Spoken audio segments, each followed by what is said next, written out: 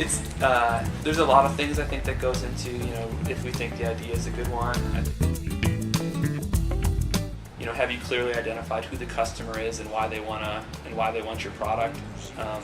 That sounds really obvious, but sometimes it's when you actually go through a pitch, it's not as clear. So how do you make those first sales? Kind of what's the micro reason why someone's going to buy, and then balance that with, and then how many of those are there? How big is the market? How I think about things. If I can't understand why the first 5 customers are going to buy from you, then I don't care if you tell me there's 200,000 of them. It has to be sort of that micro to macro. But what's the competition? Are there other people who are already doing this? How are you differentiated from them? What is your, what's the barrier, down the road to keep someone else from entering or taking this market?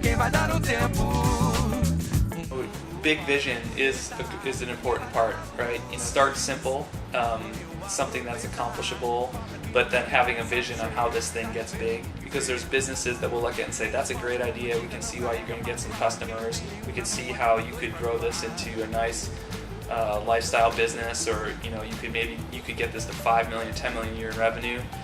But we also have to, Madrona will only invest in a company if we think you can get to 100 million a year in revenue. You're somewhere in that range. Scrap it as far as you can.